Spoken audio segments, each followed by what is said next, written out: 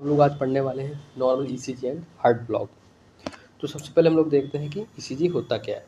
तो ECG basically क्या है कि जब हमारे हार्ट के डिफरेंट पार्ट्स की में इलेक्ट्रिकल एक्टिविटी जनरेट होती है तो उसकी रिकॉर्डिंग को हम लोग क्या बोलते हैं, ईसीजी बोलते हैं। ठीक है, इसको हम लोग कैसे डिटेक्ट करते हैं, थ्रू द इलेक्ट्रोड्स जो हम लोग स्किन में वेरियस प्लेसेस पे अटैच करते हैं। तो हम लोग को ईसीजी इन्फॉर्मेशन क्या क्या देता है। ईसीजी हमको रेट बताता है, ईसीजी हमको रिदम बताता है, पोजीशन बताता है, बॉल की थिकनेस बताता है, इलेक्ट्रिकल एक्टिविटी कितनी तेज़ी से आगे दौड़ रही है वो बताता है, जनरेट कहाँ से हो रही है ये बताता है, कोई एब्डोमिनल रिदम होगी तो वो बता देगा, कहीं इंजरी हुई होगी मायोकार्डियल इंजरी तो उसके बारे में बता देगा।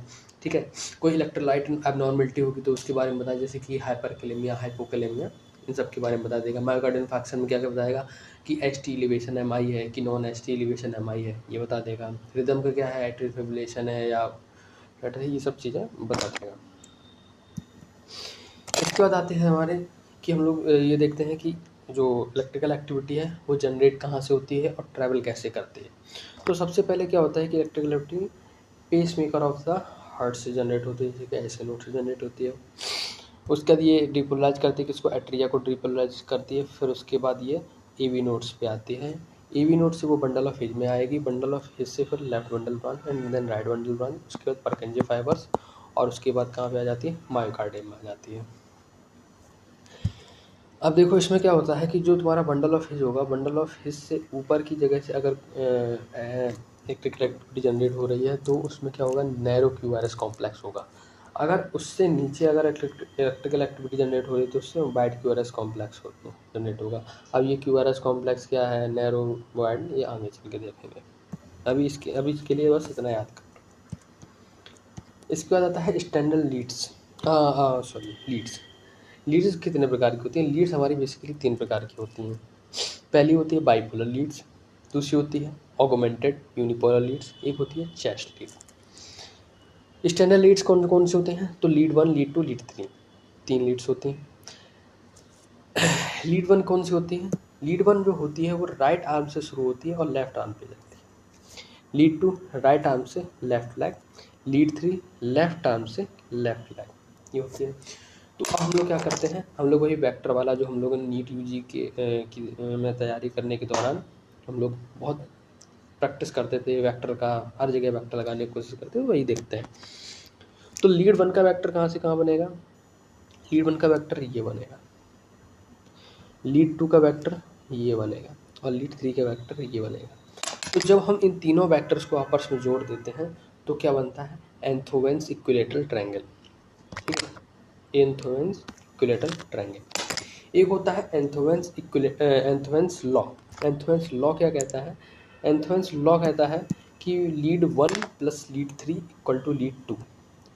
मतलब क्या है, तो लीड 1, अब इसमें देखो, इस डायग्राम में देखो, तो लीड 1 का जो क्यूआरएस कॉम्प्लेक्स है उसकी हाइट क्या है, 7 मिलीमीटर। लीड 3 की क्यूआरएस की हाइट क्या है, 5 मिलीमीटर। तो लीड 2 की क्या हो जाएगी, lead 1 plus lead 3 equal to 12 millimetre. ठीक है, ये तो हमारी कौन सी, स्टैंडर्ड लीड्स। इसके बाद आती है हमारी चेस्ट लीड। ठीक है, चेस्ट लीड कितनी होती है, 6 होती है और ज़्यादा है। और जैसे कि आगे अगर हमको आगे के चेस्ट के बारे में देखना है तो हमारी बेंच 6 लीड्स होती हैं। अगर पोस्टीरियर वॉल एमआई है तो उसके लिए हमारी दूसरी लीड्स होती हैं, उसमें जुड़ जाती हैं, वो हमारे लेवल का नहीं है, अभी जो हमारे लेवल का है बस उतना देख रहे हैं। तो 6 चेस्ट लीड्स होती हैं, V1, V2, V3, V4, V5, V6। तो बाय वन बस इतना पूछा जा सकता है कि हम लोग चेस्ट लीड लगाएंगे कहाँ पे। तो सबसे पहले V1 लगाते हैं, तो V1 कहाँ पे लगाएंगे, in the 4th intercostal space, right border, with the right border of sternum.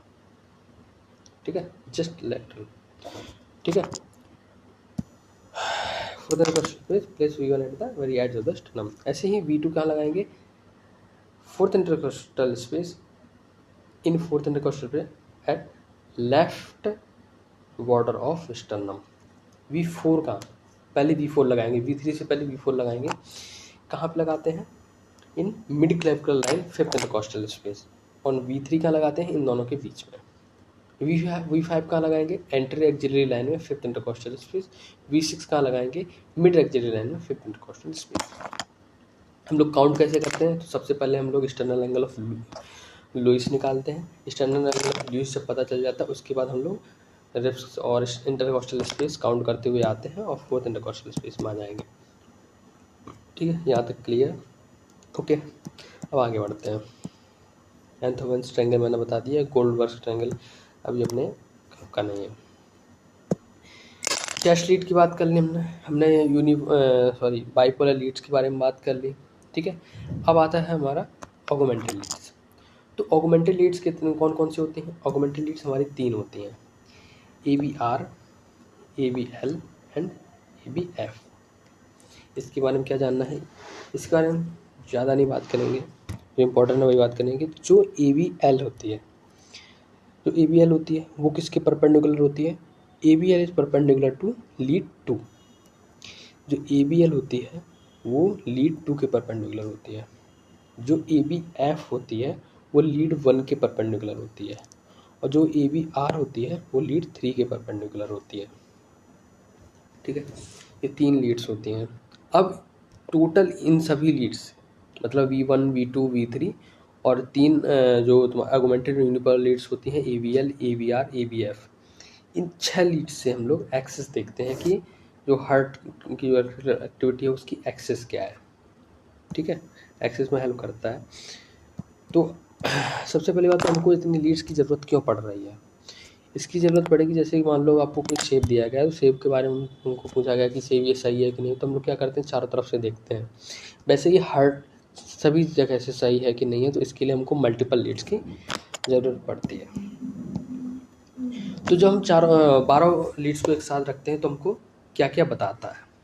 ठीक है, तो सबसे पहले हम बात करें तो जो लीड 1 होती है, जो ABL होती है, ठीक है, ये दोनों क्या बताते हैं? ये हाई लैटरल होते हैं। ठीक है, जो हार्ट का जो हाई लैटरल पार्ट्स होता है उसको बताते हैं। जो लीड 2 होती है, जो ABF होती है, और लीड 3 होती है, ये हार्ट के इन्फीरियर पार्ट को बताते हैं। ठीक है, इन्फीरियर पार्ट को। जो ABR होती है उसका इतना एक काम नहीं है, उसके बाद हम लोग इतना नहीं पढ़ेंगे। आगे भी आप जब लोग पढ़ेंगे ECG के बारे में तो ABR का इतना महत्व नहीं रहता जितना रहता बाकी सबका रहता है। अब जब V1 जो होता है और V2 जो होता है ये एंटेरोसेप्टल बताते हैं। जो V3 होता है ये और V4 ये क्या बताते हैं? एंटीरियर बताते हैं। और V5, V6 ये लो लैटरल बताते हैं। तो क्या क्या हो गया? सबसे पहले V1, V2 ये क्या बताती है? एंटेरोसेप्टल। V3, V4 anterior. V5, V6 लो लैटरल। ठीक है, ABL और 1 हाई लैटरल, 2, 3 और ABF इन्फीरियर। ठीक है, सारी ECG लीड्स यहीं ख़त्म हो जाती है। ठीक है,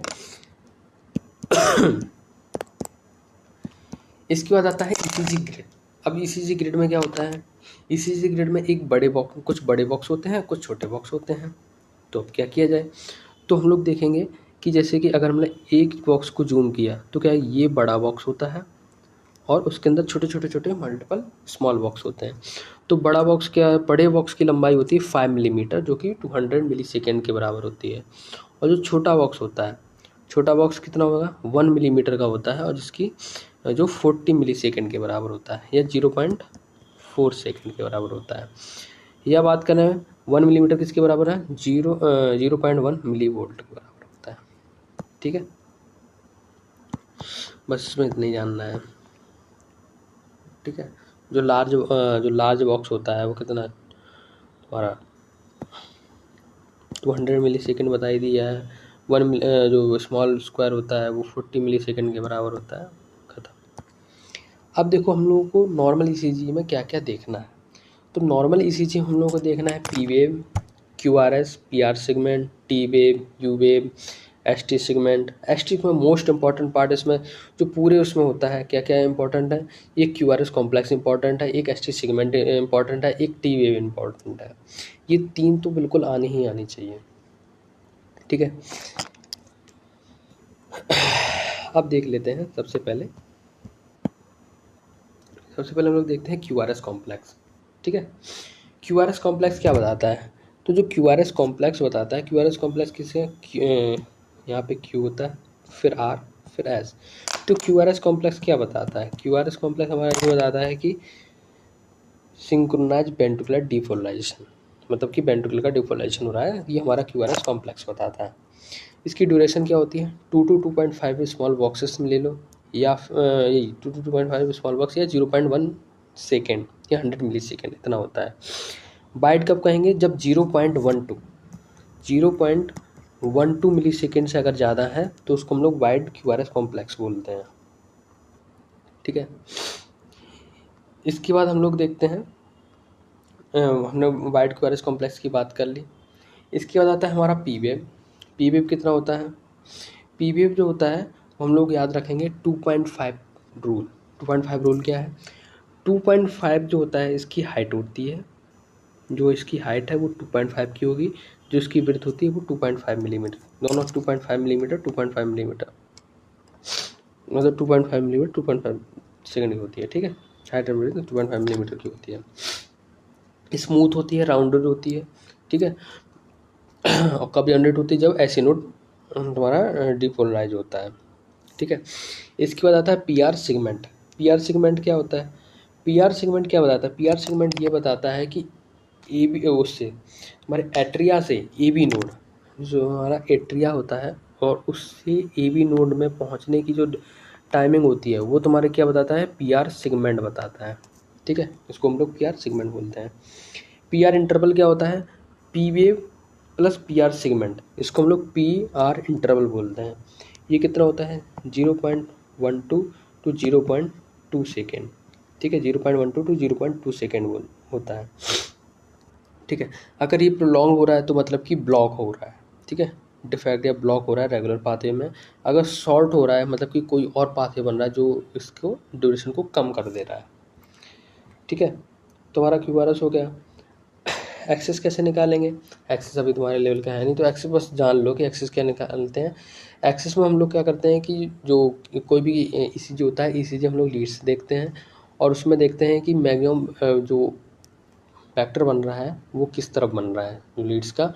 और वो जो हम लोग अभी एक डायग्राम बनाए थे जिसमें 12 लीड्स ही, यहाँ पे देखते हैं वो वेक्टर्स किस तरफ आ रहा है, तो उसके हिसाब से हम लोग बताते हैं कि वो नॉर्मल एक्सिस में है कि राइट एक्सिस डेविएशन है।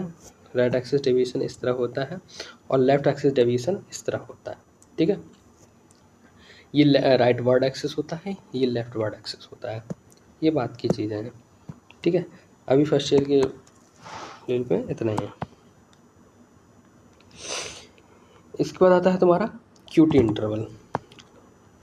ठीक है, क्यूटी इंटरवल, क्यूटी इंटरवल किस वजह से होता है? वेंट्रिकुलर रिपोलराइजेशन की वजह से होता है, और ये वेंट्रिकुलर रिपोलराइजेशन की वजह से होता है।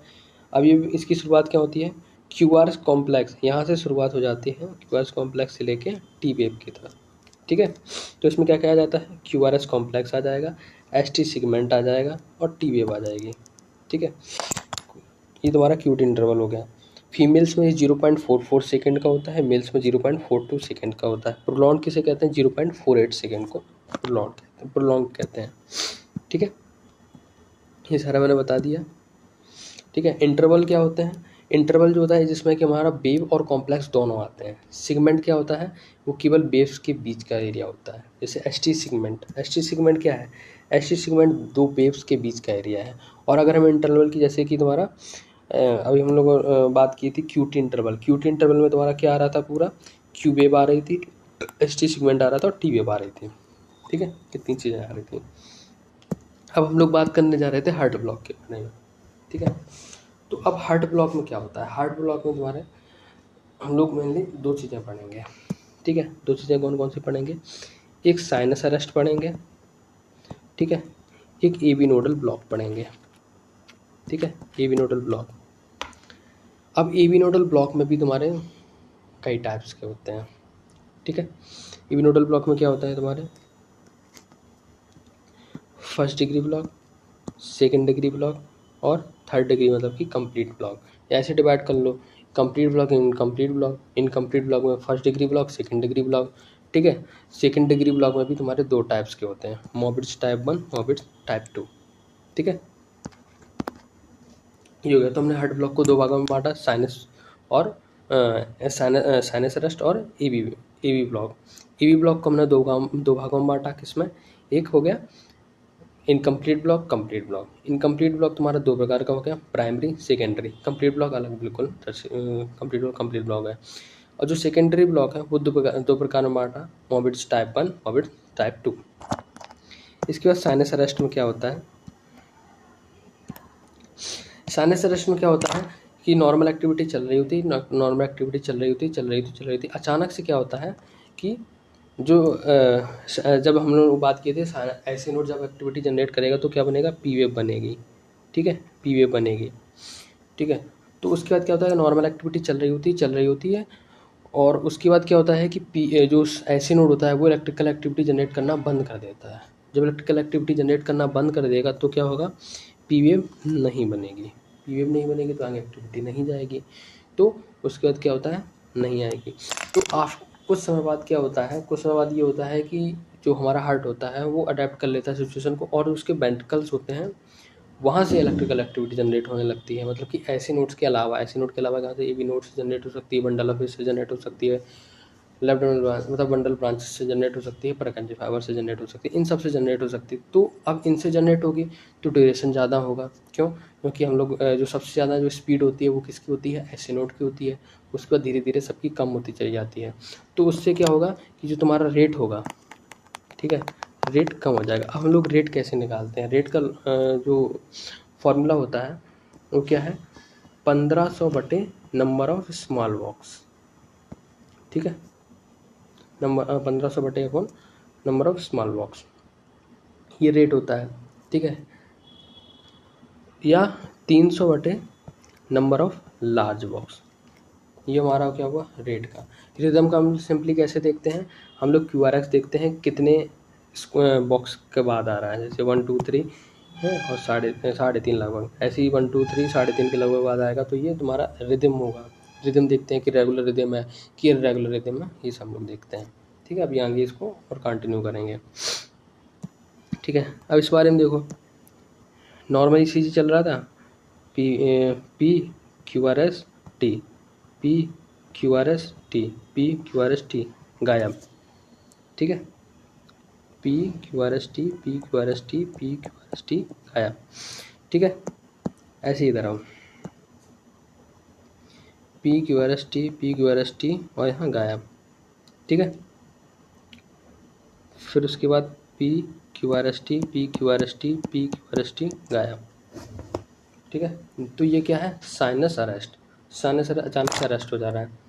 जो तुम्हारे गाइटन में डायग्राम बना है, गाइटन के डायग्राम में साफ दिखाया गया है कि क्या दिखाया है कि जो ड्यूरेशन बढ़ गई है पहले से, मतलब कि रेट कम हो गया है। 2 QRS के बीच की लेंथ बढ़ गई है। अगर 2 QRS के बीच की लेंथ बढ़ेगी मतलब कि क्या है? रेट क्या हो जाएगा? 1500 बटे स्मॉल बॉक्स होता है, number of small box between the 2 QRS। अगर दोनों 2 QRS के बीच की ड्यूरेशन बढ़ रही तो नंबर ऑफ स्मॉल बॉक्स क्या होंगे? बढ़ जाएंगे। नंबर ऑफ स्मॉल बढ़ेंगे तो रेट तुम्हारा क्या होगा? रेट कम हो जाएगा। ठीक है, तो ये हमने बात की साइनस अरेस्ट के बारे में। अब इसके बाद आता है तुम्हारा, ठीक है, अब इसके बाद आता है तुम्हारा एवी ब्लॉक। तो एवी ब्लॉक हम लोगों ने बात की, दो प्रकार के हैं, कंप्लीट, इनकम्प्लीट। इनकम्प्लीट में तुम्हारे दो हो जाते हैं, टाइप 1 टाइप 2, सॉरी मतलब वही फर्स्ट डिग्री सेकंड डिग्री। ठीक है, अब जो सेकंड डिग्री होता है वो दो प्रकार का होता है, मोबिट्स टाइप 1, मोबिट्स टाइप 2। अब फर्स्ट डिग्री में क्या होता है? फर्स्ट डिग्री में जैसे कि मान लो ये पाथवे है, यहाँ से कुछ ऑब्स्ट्रक्शन हुआ तो भी सही तरीके से ऑब्स्ट्रक्शन हुआ नहीं, तो क्या होगा कि फ्लो तो कर रहा है लेकिन अब उतने अच्छे से फ्लो नहीं कर पा रहा है, उतनी स्पीड से फ्लो नहीं कर पा रहा है। ठीक है, तो क्या होगा? जब उतनी स्पीड से फ्लो नहीं कर पा रहा है मतलब कि क्या होगा कि जो तुम्हारा ऐसे नोड से एवी नोड से परकंजे बंडल ऑफ फेज और उसके बाद परकंजे फाइबर। तो मान लो यहाँ पे कोई दिक्कत आ रही है, मतलब एवी ब्लॉक है, यहाँ पे ब्लॉक, तो यहाँ से जो स्पीड चली थी यहाँ आने में उसको टाइम बढ़ जाएगा। तो ये क्या था? ये पी वेव थी। ठीक है, ये पी वेव थी और ये वेंट्रिकुलर डिपोलराइजेशन क्या थी? ये QRS वेव थी। तो पी वेव से QRS वेव में आने में क्या लगेगा? टाइम लगेगा। टाइम ड्यूरेशन बढ़ जाएगी, ड्यूरेशन बढ़ जाएगी तो जो पी आर सेगमेंट था वो बढ़ जाएगा। तो इसमें क्या है, जैसे कि इसमें बढ़ गई ये, ठीक है, इसकी ये पी क्यू आर एस, ठीक है, पी क्यू आर एस, तो ये देखो ड्यूरेशन बढ़ गई है, ठीक है। तो ये क्या है, फर्स्ट डिग्री में। आगे और देख लेते हैं, जैसे इसमें देख लो, इसमें पी वेव कहाँ है, ये इसमें मर्ज हो गई है, पी क्यू आर एस, ठीक है, ये टी है, ठीक है, P Q R S T, ठीक है। तो हम लोग देख सकते हैं कि जो तुम्हारा पी आर सेगमेंट है वो कितना बढ़ गया है। ये क्या बता रहा है, फर्स्ट डिग्री ब्लॉक, ठीक है। नॉर्मल साइन रिदम में देखो, ये पी वेव है, Q R S T, P wave और टी वेव का ड्यूरेशन देखो, और यहाँ देखो P Q R S T, P Q R S T, यहाँ पे पी क्यू सेगमेंट देखो, और यहाँ देखो, यहाँ देखो और यहाँ देखो, ड्यूरेशन बढ़ गई। तो ये first degree A B block है, ठीक है, first degree A B block. इसमें भी वही है, ठीक है। तो हम लोग रिदम लीड देखते हैं, रिदम लीड कौन सी होती है, लीड 2 होती है। तो वही P Q R S T, P Q R S, आगे वो कट गई है, ठीक है। तो ये ड्यूरेशन बढ़ गई है, ठीक है। तो इसको हम लोग क्या बोलेंगे, फर्स्ट डिग्री ब्लॉक, जिसमें कि सिर्फ क्या है कि पी आर सेगमेंट बढ़ रहा है, ठीक है। इसके बाद सेकेंड डिग्री ब्लॉक होता है। सेकेंड डिग्री ब्लॉक में क्या होता है, सेकेंड डिग्री ब्लॉक में क्या है कि अभी ऑब्स्ट्रक्शन और बढ़ गया है, ऑब्स्ट्रक्शन और बढ़ गया है, तो क्या है, कभी फ्लो कर रहा है, कभी फ्लो कर रहा है, कभी बंद हो जा रहा है, कभी फिर फ्लो कर रहा है, कभी फ्लो कर रहा है, फिर बंद हो जा रहा है। तो ये सेकेंड डिग्री ब्लॉक में आता है। अब इसमें दो प्रकार का होता है, एक मोबिट्स टाइप 1 होता है, एक मोबिट्स टाइप 2 होता है। यही समझ लेते हैं कि मोबिट्स टाइप 1 और मोबिट्स टाइप 2 क्या है। मोबिट्स टाइप 1 में क्या होता है, मोबिट्स टाइप 1 में क्या है कि कोई तुम्हारा पी आर सेगमेंट होगा, ठीक है। ये पहले इसकी ड्यूरेशन बढ़ेगी, पहले से देखो ये बढ़ी है, ठीक है, फिर और बढ़ेगी और बढ़ेगी, और एक समय आएगा, मतलब इसमें कंप्लीटली दिखाने गया है, मतलब सिंपली है कि बढ़ेगी। यहाँ से देखो, चलो ये पहले कम थी, यहाँ से थोड़ी सी बढ़ी, फिर उसके बाद यहाँ से थोड़ी सी बढ़ी, उसके बाद ख़त्म, उसके बाद पूरा ही पाथे ब्लॉक। तो मोबिट्स टाइप 1 में क्या है कि पहले पी आर सेगमेंट हल्का हल्का हल्का हल्का बढ़ेगा, और फिर एक समय आएगा एकदम पूरा पाथवे ही ब्लॉक हो गया। ये मोबिट्स टाइप 1 है, ठीक है। इसके बाद फिर से नॉर्मल से शुरू होगा, नॉर्मल शुरू होगा, फिर बढ़ेगा बढ़ेगा बढ़ेगा, फिर ब्लॉक, फिर नॉर्मल से शुरू होगा, फिर बढ़ेगा बढ़ेगा, फिर ब्लॉक। ये मोबिट्स टाइप 1 होता है। मोबिट्स टाइप 2 में क्या होता है, इसमें देखो पी आर सेगमेंट, इसमें पी आर सेगमेंट ये, ठीक है, और ये, ठीक है, तीन, 1 2 3, तीनों में देखो पी आर सेगमेंट नॉर्मल है, इक्वल है, ठीक है, इक्वल है। ऊपर वाले में क्या हो रहा था कि नॉर्मल था, बढ़ा बढ़ा बढ़ा, खत्म। इसमें क्या है, इक्वल इक्वल इक्वल, और फिर ख़त्म, ठीक है। तो मोबिट्स टाइप 1 और टाइप 2 में क्या डिफरेंस है कि टाइप 1 में क्या होगा कि जो पी आर सेगमेंट है वो बढ़ेगा बढ़ेगा बढ़ेगा, और अचानक से ख़त्म हो जाएगा, ठीक है, अचानक से पाथवे बंद हो जाएगा। मोबिट्स टाइप 2 में क्या होगा कि इक्वल लेंथ रहेगी, और उसके बाद एक समय के बाद ख़त्म हो जाएगा, मतलब कि एक बार पाथवे बंद ब्लॉक हो जाएगा, ये भी जो इलेक्ट्रिकल एक्टिविटी वो आगे बढ़ेगी नहीं, ठीक है। अब ये देखो, यहाँ देखो P P Q R S T, उसके बाद P Q R S complex T, P Q R S complex T, उसके बाद गायब, ठीक है। ये क्या है, टाइप 1 है। इसमें हम देखेंगे तो हल्का हल्का बढ़ रहा है, हल्का, बहुत हल्का हल्का, ठीक है, बहुत हल्का हल्का चेंजेस आ रहे हैं। उसको मैं अगर क्लियर ना दिख रहा हो तो यहाँ से देख लो,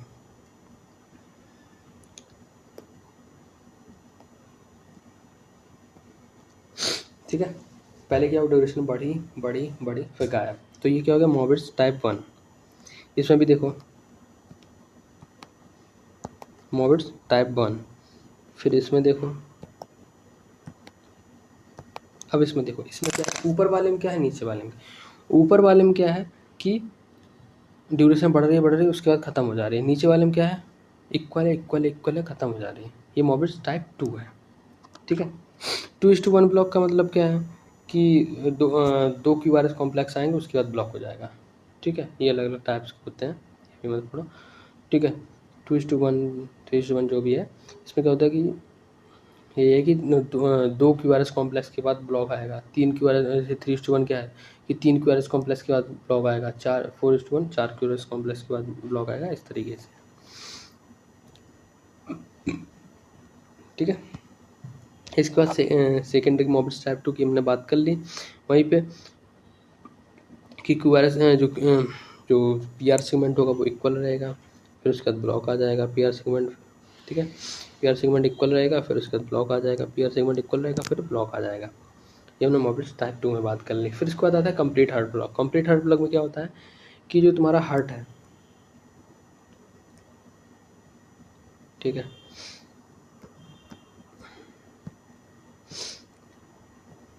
जो तुम्हारा हार्ट है, हार्ट में क्या हो रहा था, हार्ट में हमारा SA node, AV node, bundle of His, Purkinje fibre, और यहाँ पे मतलब bundle of His, bundle branch और परकंजे फाइबर यहाँ पे आ रहा था, यहाँ पे ब्लॉक हो रहा था। अब इतना ब्लॉक हो गया कि यहाँ से ट्रांसफ़र ही नहीं होगी इन्फॉर्मेशन, यहाँ से सिग्नल ट्रांसफ़र ही नहीं होगी।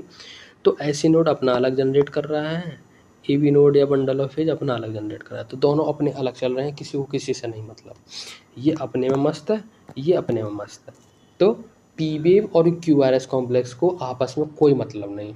तुमको जैसे धड़कना हो तुम जैसे धड़को, मैं जैसे धड़कना हूँ मैं वैसे धड़कूँगा। ये कौन सा होता है, कंप्लीट हार्ट ब्लॉक। अब कंप्लीट हार्ट ब्लॉक में देख लेते हैं।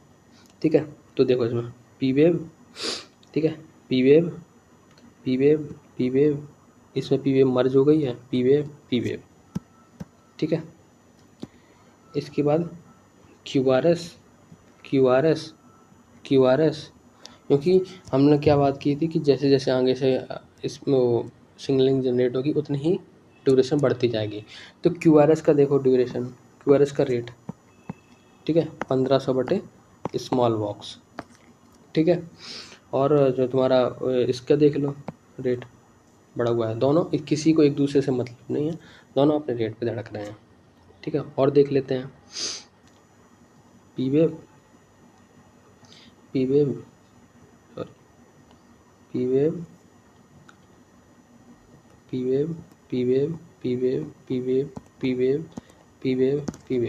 दोनों अपने में मस्त अपना अलग चल रहा है। क्यूआरएस क्या है, ये क्यूआरएस अपना अलग चल रहा है, किसी को एक दूसरे से मतलब नहीं है। इसमें भी देख लो पी वेव।